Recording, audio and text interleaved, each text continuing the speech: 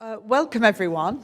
Thank you so much to all of you for coming. I'm very conscious of how close we are to Thanksgiving and the dire reports of traffic that those of you who'll be travelling are going to have to face. So it's fantastic that you've taken time out this morning to be with us, though I am not surprised because of our guest who's with us today.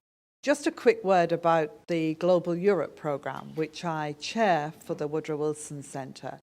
This is a programme that we've designed to do something a little bit different because it looks at the pressures and stresses and issues that confront the continent of Europe, whether that's the Arctic and the issues of climate change and trade, whether that's migration, whether that's the big relationships with Russia, with China, and of course with the United States, and whether it's issues that confront it in many different and challenging ways, of which our guest, Alex Rondos, will be able to talk extremely eloquently, in this case, around the Horn of Africa.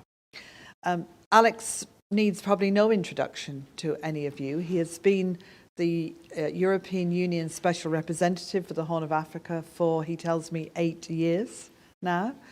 Is based now in Nairobi and has been working on issues that concern all of us throughout his long career, but perhaps especially now on the Horn of Africa.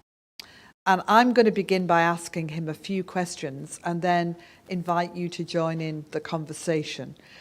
This is on the record. We have C-SPAN here. We're delighted to see you, and we hope that people watching this will enjoy it as much as you will. So it's a great delight, as you know, to have you here, Alex.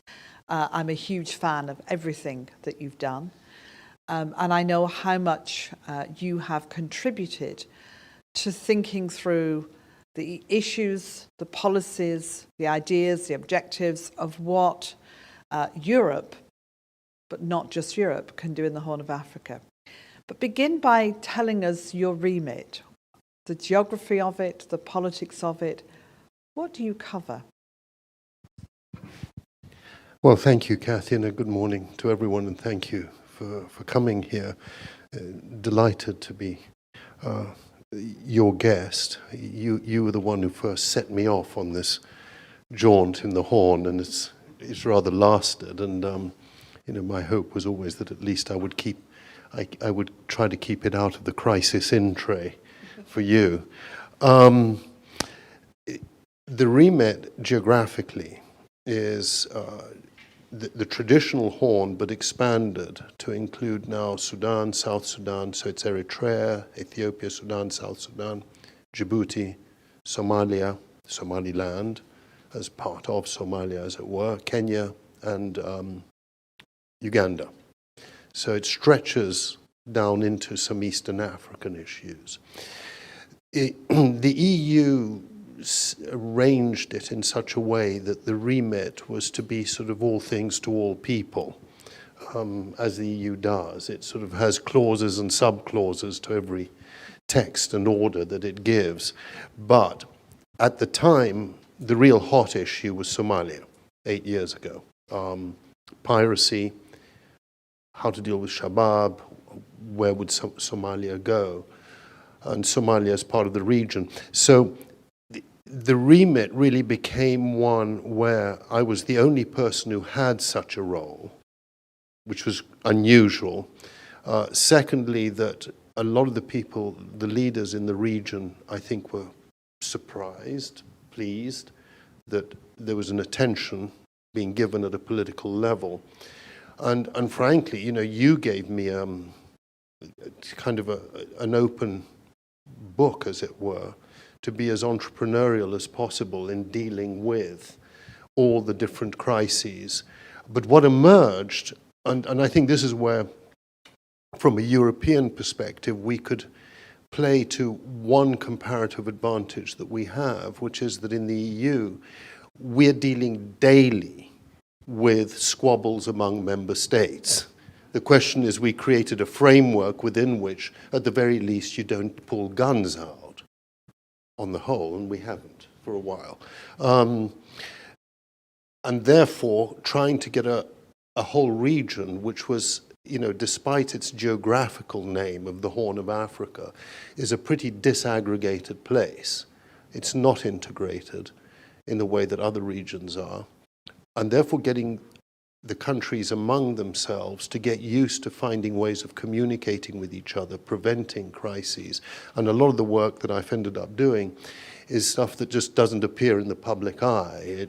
Nor do I spend much time seeking permission to do something, because you have to move fast in order to resolve issues. So it involved Somalia and its neighbors, Kenya, Uganda, Kenya and Ethiopia above all, and certainly lately, Sudan, South Sudan, Sudan in its wider setting.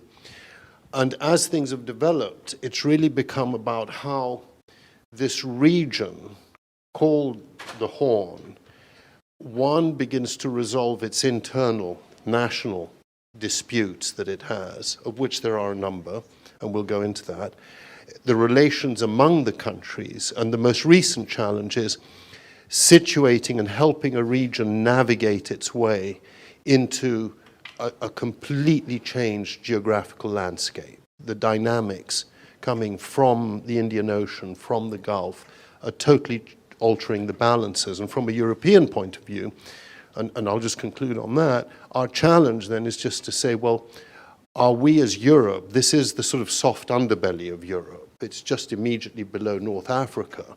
And it's on on one side of the Red Sea, where a lot of our trade goes through. Are we, in this changed global setting, and given what is going on in the region right now, going to become spectators, or how do we engage and how do we define our interests as Europe in this changed setting? So there's a lot of firefighting and occasional attempts to be prophetic and translate that into some kind of longer-term policy.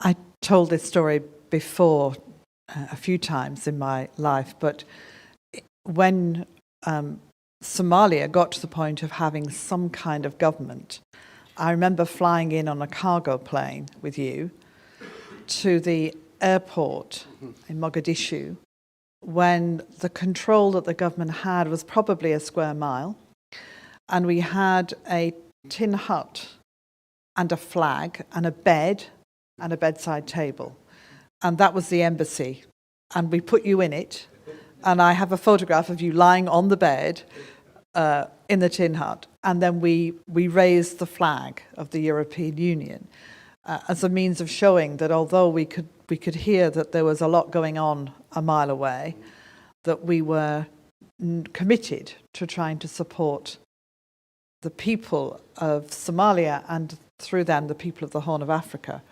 I mention that because that for me was a kind of beginning. 8 years have passed. What's changed? What's the thing that you really notice, or the things that really strike you as different, good or bad? Yeah, it's this country is going through a transition, this region, and key countries within it, notably Sudan and Ethiopia, but also Somalia, through a transition of a depth that is akin to what Eastern Europe went through in the early 90s. That is how deep the change is in this region. And I think that's the first thing to bear in mind. Secondly, we need to understand why this is happening. And we need to look at demographics. 70% of the population is under what? 30, 31, 32. And we all need to wake up and understand that this generation has now gone politically operational. And we will be making a serious mistake if we think this generation should simply be treated as numbers in a development project, to have the umpteenth youth project. Lovely, but they're going in another direction, which is to say we intend to have a say in what we think we belong to. Do we outside understand what this entire generation, it's a demographic tidal wave breaking over the politics of the region. And that's just mathematical. You don't have to be a political crystal ball gazer. to understand that. But do we know enough? Do the leaders in these countries even know enough about what is going on? What are these aspirations? What are their loyalties? So that is the fundamental change. If you look at what happened in Ethiopia, and look at what happened in Sudan, you see this youth bulge, as it were, just suddenly becoming political. Protest is meeting politics. Is politics capable of absorbing protest? Is really what's going on in this region. And it'll take different shapes. Therefore, what's happening in Sudan and Ethiopia, for example, 150 million people. Those are the sheer numbers that are involved. The fates of both those nations, I think, are up for grabs. What is happening is very exciting. Are we outside ready to speed up, scale up, get engaged in a way that's needed? Or will we be, polite bystanders making interesting analysis while this goes on? Why? Next question, big change, is that the region has now become part of a whole new set of global competition that's going on. The politics and the geopolitics and geoeconomics, as it were, of the Indian Ocean have spilt over into the region. It's not what we're doing. It's not what the United States is doing. It's what China's doing. It's India beginning to show a real interest. It is the Gulf realizing that they have a Western flank and literally strategically doing a 360-degree turn and saying we've ignored that other side of the Red Sea. So the engagement, I think, is there. It is irreversible. And at the moment, what's happening is it looks as though there is, if you will, a new scramble, not just for this region, we should look way beyond. That scramble, the only difference, the methods are very similar. It's about finding local clients, local collaborators, and the like. And the only difference is that we Westerners and the former colonialists are kind of bystanders and watching this. And the assumption that we were the players in this region, I think, is changing. Now, where that will go is huge in terms of its implications. And I think, it behooves us all not just to analyze it, but ask us where we fit. Why? Final point. If we agree that there is a new generation emerging, which is going to be decisive in how it defines the interests of their communities, their nations. And my working assumption is that many of the aspirations that generation has are not dissimilar to the aspirations we have in the West for our children. Are we doing enough to engage that generation? So our policies have to be very, very carefully calibrated here because it's a very, how can I put it, plastic moment. And who we align with. I mean, the simple challenge, as I put it to certainly the member states of the European Union, is are we going to end up on the right side of history? That is how deep the change is. And I'd put the same question here too, in the United States. It is unstable, it is uncertain. We have a view of stability which includes acknowledging that the popular will has a role, if it is acknowledged. Many of the other players who have chimed in do not represent what I would call a sort of an illiberal, as opposed to liberal, approach to politics. And that is where we have to work out whether stability from the barrel of a gun can be replaced by stability created by a more participatory politics, which is what is being forced on some of these countries. One of the issues for Europe, and I think for the US, is in a world where there are so many different challenges that confront everyone, the crises always get ahead of what you might call the strategies that can prevent the crisis that may be coming towards you. if you could change things, if you could have the resources or get the political attention or whatever it is from European Union or Europe more generally, politicians and political thinkers, and indeed in the US, what are the ingredients that you think could make a difference? You've talked about being aware of the value of popular will. You've talked about the players who are coming in from the Gulf to China to India and so on. What is it that you think Europe, the US could and should do that could make a difference to the future of these extraordinary young people? Objective one is, if we agree that there is a transition of tectonic significance that's going on, and it's the generational one, we've got to make sure that that transition in political terms gets stabilized. We all say, and everyone immediately when they engage in a transition say they'll have an election. Every single one of these countries is going to have an election in the next 2 to 3 years. Well, 1 to 3 years. In countries going through profound changes where it's not quite clear whether the old still has a grip or whether the new that's coming in will grab the grip, as it were, on the political machinery, and in countries which, do not yet have deeply embedded in an institutional capacity to act as shock absorbers that come and must address the competitiveness of electoral politics. So what therefore needs to be done, this is the next 2 or 3 years. Otherwise, frankly, this is just, it becomes an interesting but academic debate.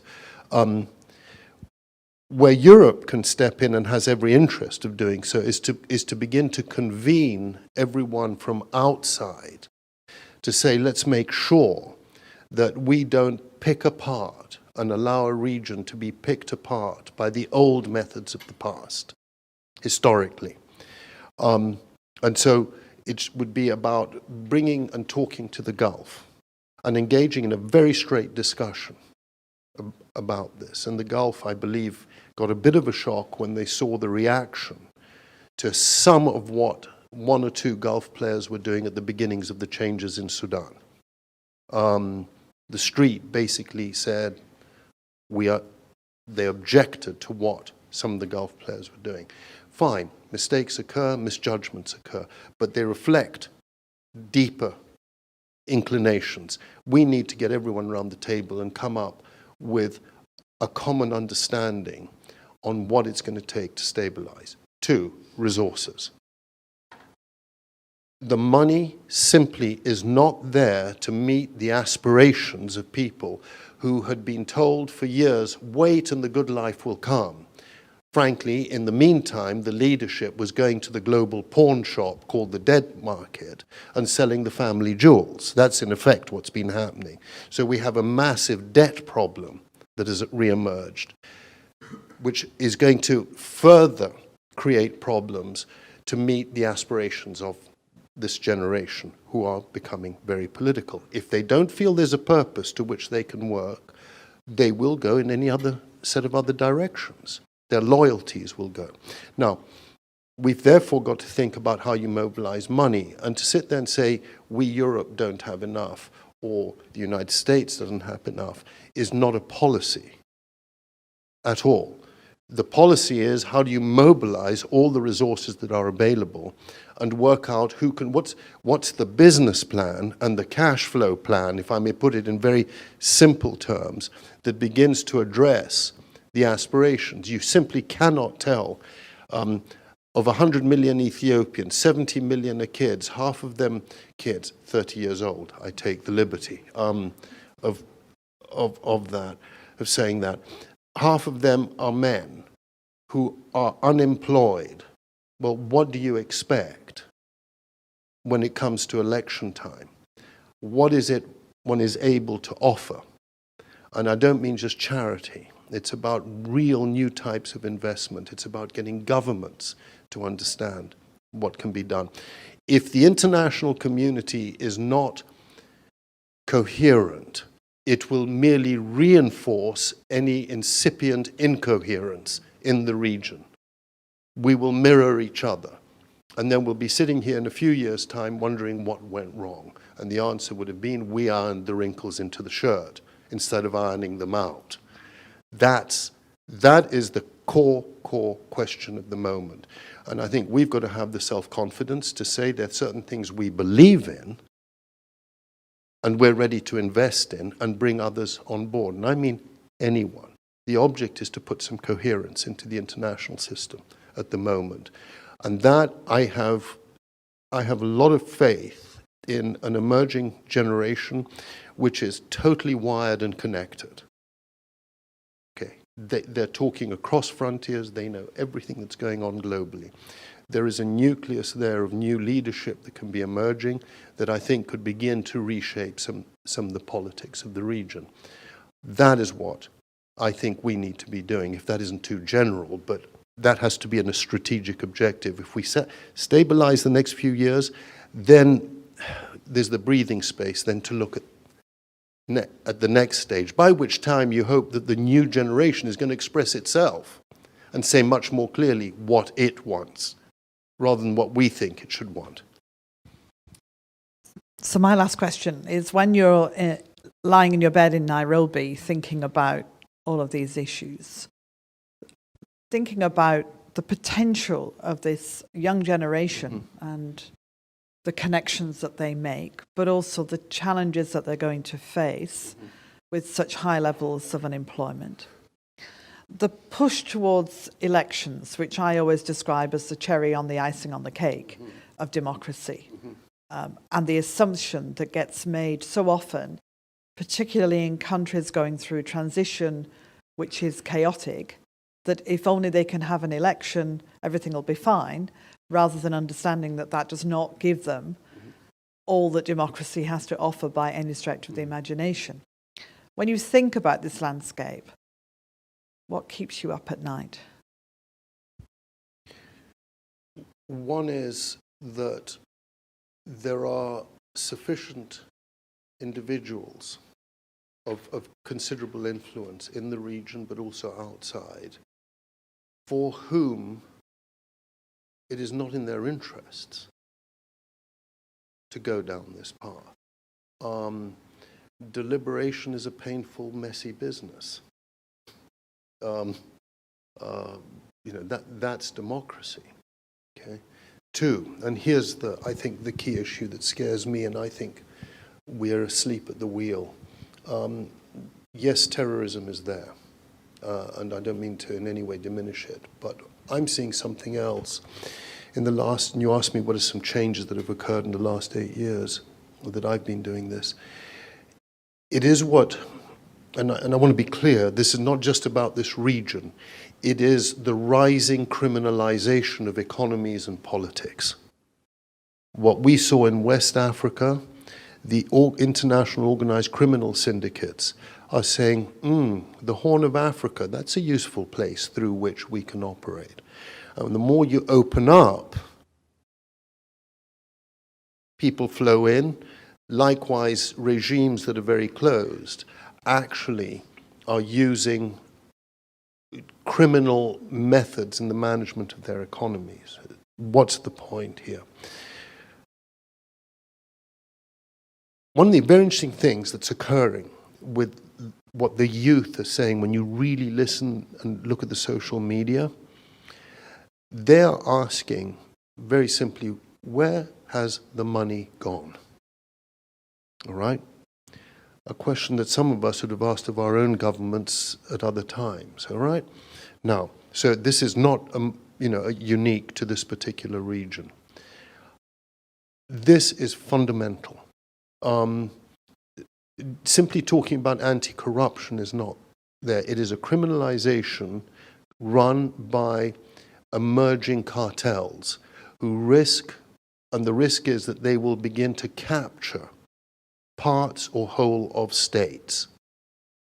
Now, fortunately, there are people in governments who see that and know it.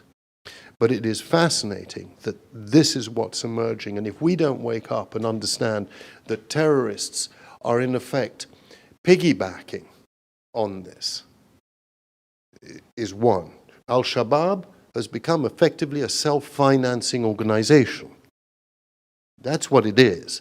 In other words, is this a terrorist organization or is it a mafia operation cloaked and wrapped in religion? Okay.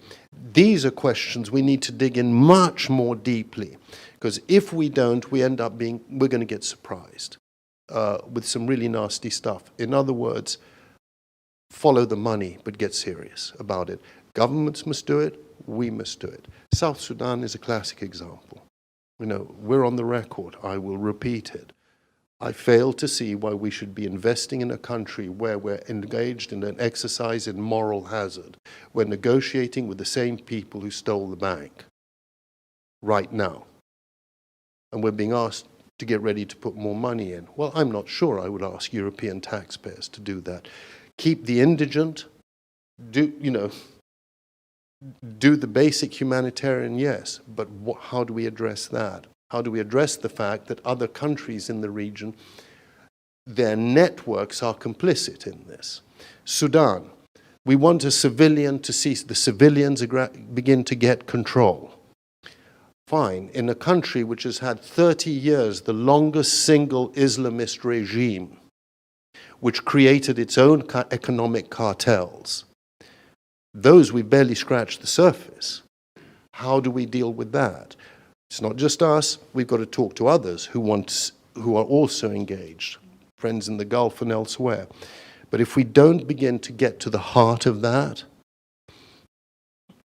we will have missed a trick, and the people of the region will have felt that they've been tricked by nice words, quaint projects, but in the meantime, the money's running Venezuela, as it were.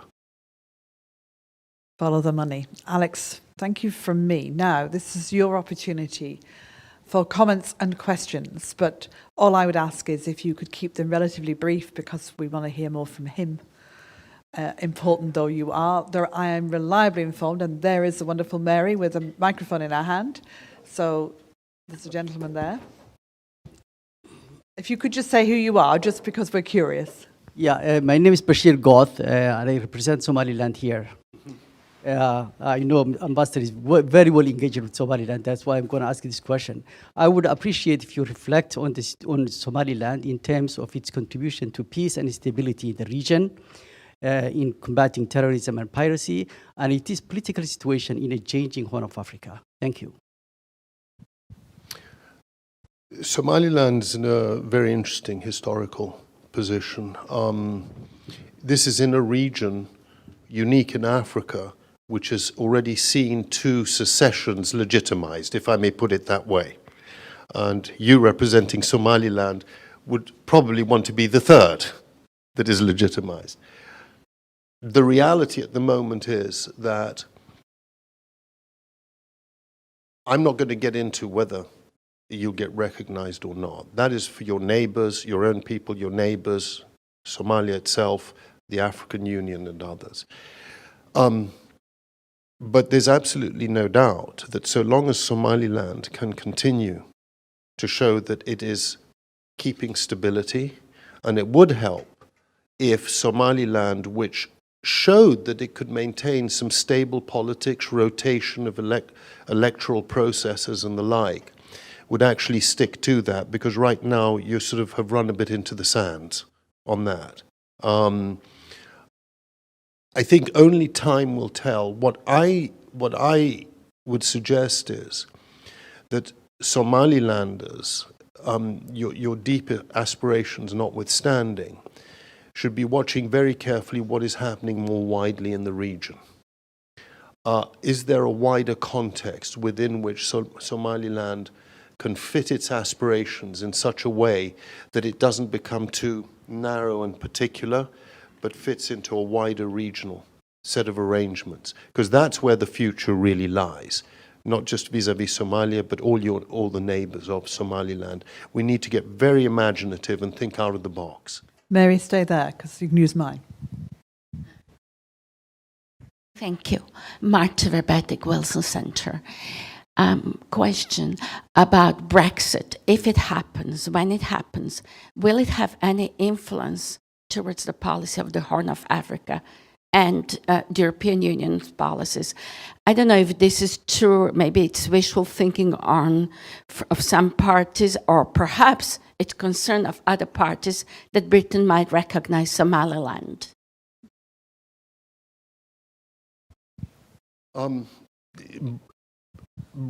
Brexit is going to have a very significant effect. I mean, I speak as someone who thinks it damages both the UK and it damages Europe. That's my own view. In Africa, it's going to have, the Horn of Africa is an area where within the European Union, the United Kingdom played a very, very important role in keeping people focused on it. And by championing a region, when the champion leaves and steps out, there is a very, very interesting issue that emerges for the European Union, but also for the countries of the region. Because what they're asking themselves is, what do we bet on now?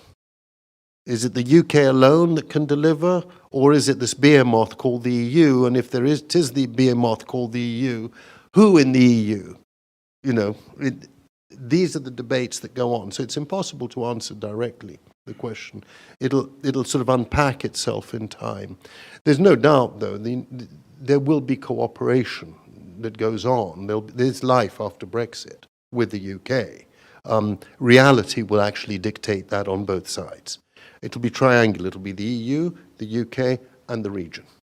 And out of that, slowly, in that cuisine, things will emerge.